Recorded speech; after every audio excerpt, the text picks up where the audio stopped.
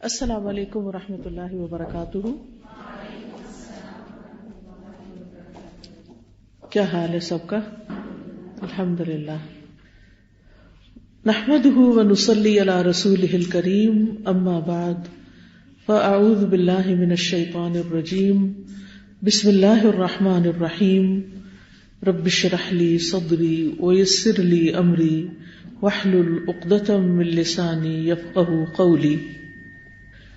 اللہ سبحانہ و تعالیٰ کا بہت بڑا احسان ہے ہم سب پر کہ اس نے ہمیں مسلمان بنایا اور قرآن حکیم اور رسول اللہ صلی اللہ علیہ وسلم کی زندگی کے ذریعے ہماری بہترین رہنمائی فرمائی. ہمیں زندگی کے ہر موضوع پر ہر مسئلے کے بارے میں بہترین طریقے سے آگاہی دی گئی. بہت سی چیزیں ایسی ہیں جو ہماری آنکھیں دیکھتی ہیں، ہمارے ہاتھ ان کو ٹچ کر سکتے ہیں، ہمارے محسوسات کے اندر ہیں، لیکن کچھ ایسی چیزیں بھی ہیں جو غیب کی دنیا سے تعلق رکھتی ہیں، جن کو ہم دیکھ نہیں سکتے، جن کو ہم سن نہیں سکتے، لیکن ان کے اثرات ہماری زندگی پر ہوتے ہیں. ایسی چیزوں کے بارے میں انسان خود سے جان بھی نہیں سکتا، اور پھر اگر ان میں سے کسی چیز کا شر انسان تک پہنچتا ہے تو اس کا علاج بھی نہیں کر سکتا. انہی چیزوں میں سے کچھ منفی چیزیں ہیں، جیسے نظر ہے، حسد ہے، جادو ہے، اور اسی طرح کے اور ٹونے ٹوٹکے جو دوسروں کے خلاف کیے جاتے ہیں کہ جس سے دوسروں کو نقصان پہنچتا ہے. مثلا انسان کا جو جسم ہے وہ دو چیزوں سے مل کر بنا ہے. ایک اس کا مادی وجود ہے، جیسے اس کی گوشت، ہڈیاں، اس کی کھال بال، وہ جو نظر آتا ہے. یہ مادی وجود جو ہے اس کو تکلیف پہنچتی ہے اگر کوئی مادی چیز اس پر آ پڑے. مثلا اگر کوئی آپ کو پتھر مارے تو آپ کا جسم اس سے درد محسوس کرے گا. ہو سکتا ہے جسم کا کچھ حصہ ٹوٹ جائے، کچھ زخم ہو جائے، بروزز ہو جائیں. اسی طرح ہمارے وجود کا ایک دوسرا حصہ یا دوسرا پہلو ہماری روح ہے. اس دنیا میں ہمارا جسم ڈومیننٹ ہے اور روح اس کے تابع ہے. کچھ ایسی چیزیں ہیں کہ جو جسم پر نہیں روح پر اثر انداز ہوتی ہیں، اور جب وہ روح پر اثر انداز ہوتی ہیں تو روح ان سے متاثر ہوتی ہے، روح بیمار ہو جاتی ہے، روح دکھی ہو جاتی ہے، اور اس سے بھی انسان بیمار پڑ جاتا ہے. تو عمومی طور پر ہم جسمانی بیماریوں کا علاج تو کر لیتے ہیں کیونکہ وہ نظر آ رہی ہوتی ہیں. کسی کو زکام، کھانسی، نزلہ، بخار، ایسی کوئی تکلیف ہوتی ہے تو وہ کچھ کھاتا ہے، کوئی دوا لیتا ہے، کوئی ہربل چیز لیتا ہے، کوئی ویسے یعنی علاج اپنا کراتا ہے تو انسان صحت مند ہو جاتا ہے. لیکن بعض اوقات جو چیزیں ہماری روح پر اثر انداز ہوتی ہیں ان کو ہم نہ دیکھ پاتے ہیں، نہ ہمیں سمجھ آتی ہے. تو بہت دفعہ ایسے ہوتا ہے کہ ہم جب بیمار پڑتے ہیں تو اس کا سبب ہمیں معلوم نہیں ہوتا. یہ جو جادو ہوتا ہے، سحر بھی نظر نہ آنے والی چیز ہے. یعنی ایسی چیز جس کے اثرات تو نظر آ رہے ہیں لیکن اس کے اسباب نظر نہیں آ رہے، یعنی جس کا سبب مخفی ہوتا ہے. ایسی بیماری کہ جس کا سبب مخفی ہوتا ہے. مثلاً آپ ڈاکٹر کے پاس جاتے ہیں، آپ اس کو بتاتے ہیں کہ میں بہت لیتھارجک فیل کر رہی ہوں، میری کسی چیز پہ کنسنٹریشن نہیں ہو رہی، تو وہ آپ کو کچھ ٹیسٹ لکھ کر دیتا ہے. آپ ٹیسٹ کرواتے ہیں، آپ کا لیور، ہارٹ، بلڈ، آپ کا پوری باڈی کا ایکس ریز اور الٹرا ساؤنڈز اور ہر چیز کر لی جاتی ہے، لیکن پھر بھی بیماری سمجھ میں نہیں آتی.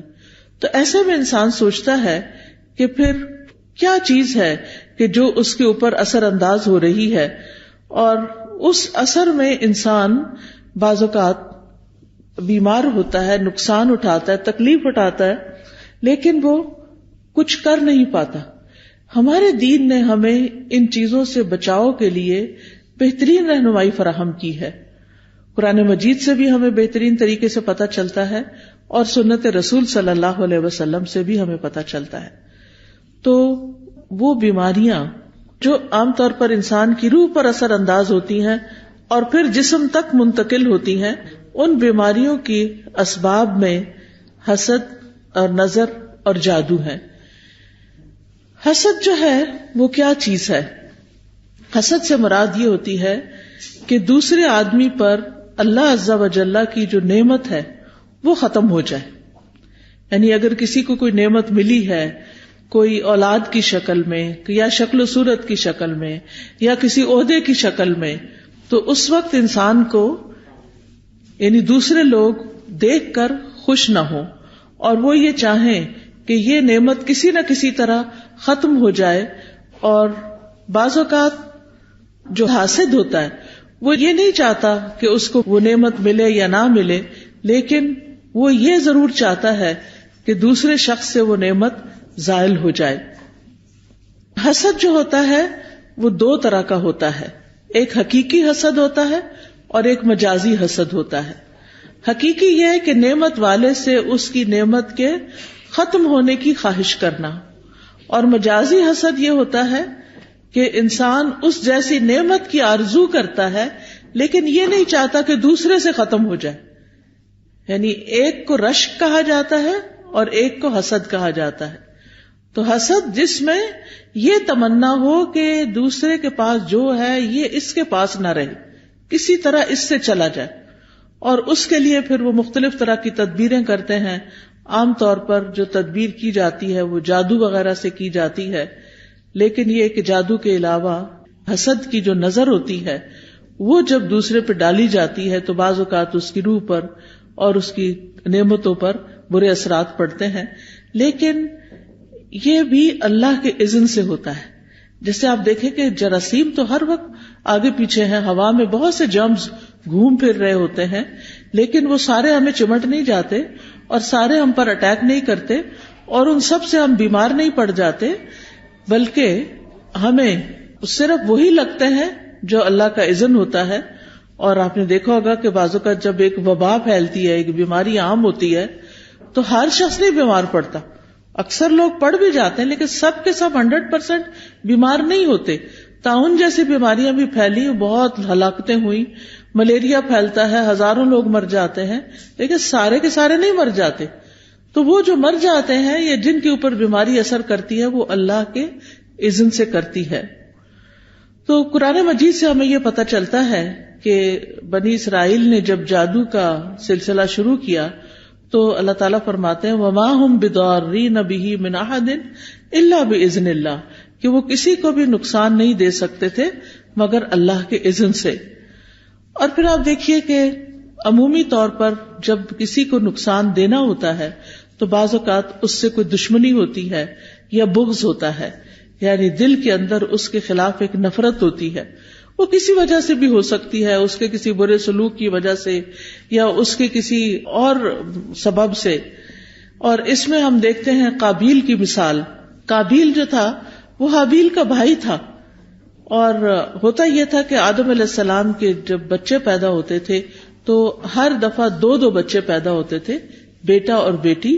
تو وہ جب جوان ہوتے تو وہ آپس میں شادی نہیں کر سکتے تھے، بلکہ دوسرے سیٹ میں پیدا ہونے والا لڑکا اور پہلے سیٹ میں پیدا ہونے والی لڑکی کی شادی ہوتی، اور اسی طرح دونوں یعنی کہ جو 2 جوڑے ہوتے تھے وہ 2 جوڑوں سے اس طرح شادی کرتے تھے۔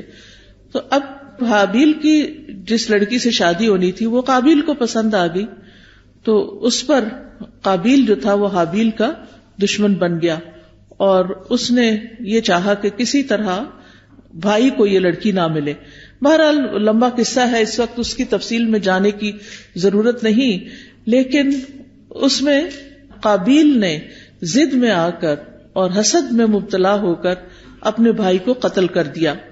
بعض اوقات حسد کا سبب عزت اور غلبہ پانا ہوتا ہے کہ میں دوسرے کو کنٹرول کر لوں یا دوسرا کسی طرح ختم ہو جائے، اور اس کی مثال عبداللہ بن ابی کی ہے کہ جو نبی صلی اللہ علیہ وسلم کا بہت بڑا حاسد دشمن تھا، اور وہ کسی بھی موقع پر کوئی بری باتیں کرنے سے چوکتا نہیں تھا۔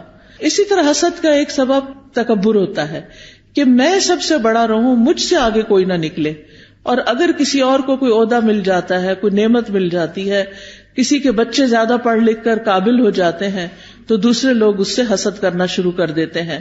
اور اس کی مثال شیطان کی مثال ہے کہ شیطان کا بڑا ایک مقام تھا، یعنی شیطان بننے سے پہلے بڑا عبادت گزار تھا اور بہت اس کا نام تھا. لیکن جب اس نے یہ دیکھا کہ آدم کو سجدہ کروایا گیا ہے تو وہ حسد کا شکار ہو گیا، اور اس نے کہا کہ یہ کیسے ہو سکتا ہے کہ جو مٹی سے بنا ہو اس کو سجدہ کروایا جائے اور مجھے بھی کہا جائے کہ میں اس کے آگے جھک جاؤں. تو اس نے کہا تھا کہ میں بہتر ہوں، مجھے آگ سے پیدا کیا گیا اور اس کو مٹی سے بنایا گیا، میں اس کے آگے نہیں جھکوں گا. اور پھر چونکہ اللہ تعالیٰ نے زمین کا خلیفہ بنایا تھا انسان کو، تو شیطان سے یہ برداشت نہ ہوا اور اس نے ایک مستقل دشمنی پال لی. اسی طرح بعض اوقات یہ ہے کہ بہن بھائیوں کے بیچ میں بھی حسد آ جاتا ہے، جس کی مثال یوسف علیہ السلام کی ہے. اور ان کا مسئلہ کیا تھا کہ یوسف ہمارے باپ کو زیادہ پیارے ہیں اور ہم تو ایک گروہ کی شکل میں ہیں، یعنی ستیلے بھائی تھے ان کے اور باقی سب جو تھے وہ دوسری ماں سے تھے، تو ان کا آپس میں ایک جتھا بن گیا. اور یوسف علیہ السلام کی والد صاحب کو جو ان سے محبت تھی وہ ان سے برداشت نہ ہوئی، تو انہوں نے یہ سوچا کہ جا کے ان کو کہیں قتل کر دیتے ہیں، ختم کر دیتے ہیں تاکہ یہ والد کی نظروں سے ہٹ جائیں. اور اس طرح انہوں نے جا کر ان کو کنویں میں پھینک دیا. اسی طرح بعض اوقات ایک سبب یہ بھی بنتا ہے حسد کا کہ انسان اپنے لیے بڑے مرتبے کی خواہش کرتا ہے، اور اس میں انسان کا اپنا نفس ہی اتنا خبیث اور بخیل ہوتا ہے کہ وہ کسی دوسرے کی نعمت، کسی کی بڑائی، کسی کی قابلیت، کسی کا حسن، کسی کا علم، کسی کا مال و دولت برداشت نہیں کر سکتا. تو آپ دیکھیے کہ جو آسمان پر سب سے پہلا گناہ ہوا تھا وہ حسد ہی کا تھا، کہ ابلیس نے حسد کیا تھا. حسد کی ابتدا اس سے ہوئی. پھر اس کے بعد زمین پہ آنے والا پہلا قتل بھی حسد ہی کی بنا پر قابیل سے ہوا تھا. تو حسد کرنا جو ہے وہ حرام ہے. حاسد جو ہوتا ہے وہ دراصل اپنے رب سے ایک طرح سے دشمنی کرتا ہے کہ تو نے فلاں بندے کو زیادہ نعمت یا مجھ سے زیادہ نعمت کیوں دے دی. پھر اسی طرح وہ رب کی تقسیم پہ ناراض ہوتا ہے اور وہ کسی طرح برداشت نہیں کر سکتا. تو یاد رکھیے کہ حسد جو ہے وہ ایمان کے منافی صفت ہے. نبی صلی اللہ علیہ وسلم نے فرمایا کسی بندے کے دل میں ایمان اور حسد دونوں چیزیں اکٹھی نہیں ہو سکتی. ابن قیم کہتے ہیں کہ کفر کے 4 ارکان ہیں، ایک تکبر، ایک حسد، ایک غضب اور ایک شہوت، اور یہ دین کو موڑنے والی صفات بھی ہیں. اور لوگوں کی خیر اور بھلائی اسی میں ہے کہ وہ اپنی نعمتوں کو دیکھیں اور ان پر خوش ہوں، دوسروں کی نعمتیں دیکھ دیکھ کے جلے نہیں اور ان پر دل میں کڑھن اور حسد نہ رکھیں. اور یہ یاد رکھیے کہ حسد کا نقصان جو ہے وہ دوسرے کو تو ہوتا ہی ہے، لیکن جو کرنے والا ہے اس کا اپنا دین اور ایمان بھی ایٹ سٹیک ہوتا ہے، خطرے میں ہوتا ہے. حسد انسان کے اپنے جسم کو جلاتا ہے، کیونکہ حسد کی آگ دل میں ہوتی ہے، اور جو حاسد ہوتا ہے اس کو کہیں کسی پل چین نہیں آتا اور وہ ہر وقت کڑتا رہتا ہے. اور خاص طور پر جس وقت اس کا انٹریکشن اس سے ہوتا ہے جس سے وہ حسد کرتا ہے تو اور بھی اس کے اندر تکلیف اٹھتی ہے. پھر حسد بغض کے وجہ سے لڑائی اور جھگڑے کا سبب بھی بن جاتا ہے اور نیکیوں کو خراب کر دیتا ہے اور نافرمانیوں اور شر کا سبب بن جاتا ہے. اسی طرح نظر بد جو ہے، نظر بد بھی حسد کی وجہ سے پیدا ہوتی ہے. اور نظر بد جو ہے وہ ایک طرح سے اس کو تیر کہا گیا کہ نظر کیا ہے، ایک تیر ہے.